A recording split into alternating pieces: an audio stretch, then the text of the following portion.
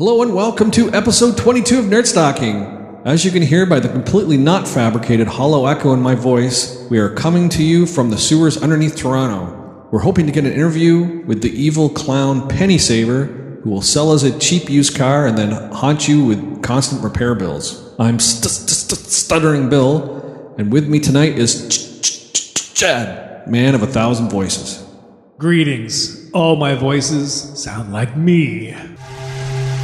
Oh, come on, bucko. Don't you want a balloon?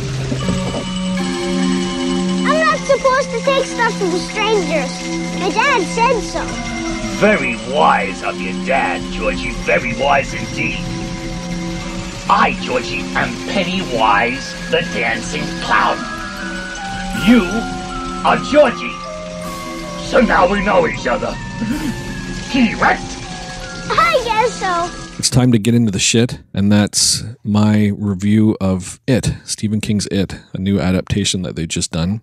I'm not looking for 100% of the book to be filmed. I'm not going into the theater and just see a camera aimed at a book and they're just turning pages.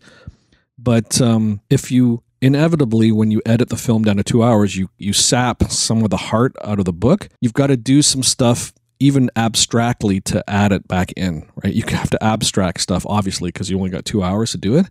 But these guys didn't even bother with any of that. It's just a straight tale of kids fighting this evil clown. And the clown in the book represents so much more. He's just the physical face of this entity. But in the movie, he's like a slasher. So they don't do a lot of character development with these kids? Like they don't make you like them? Or yeah, they do a little bit. Like you're saying about the heart, like the key to any protagonist is you have to have, there has to be a reason the viewer gives a shit. That is not really dealt enough in the movie. They have a couple of scenes, like there's one where they're, roughhousing in a swimming hole. They're splashing each other.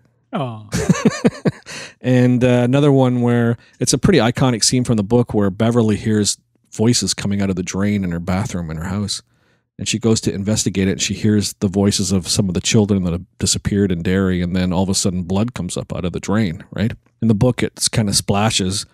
In the movie, it's such a fucking ridiculous scene because the blood comes up and it sprays everywhere. Like, so her bathroom is coated red and she's covered in blood. It's kind of like, reminds me, it's a cross between The Shining and Carrie. Right. It's maybe they did that as an homage to two other Stephen King movies. And Stand By Me with the throwing up. Oh, throwing up. That's true. That's true.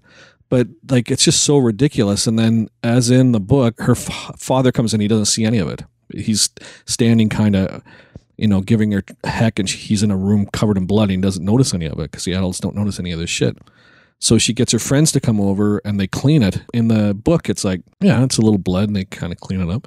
In the movie, it's ridiculous. Like, they'd never be able to clean this shit up. It's like someone's fire hosed this bathroom full of blood and they're like, got the sponges out and they're trying to clean it. And then at the end, it's sparkling clean. It's like kind of stupid.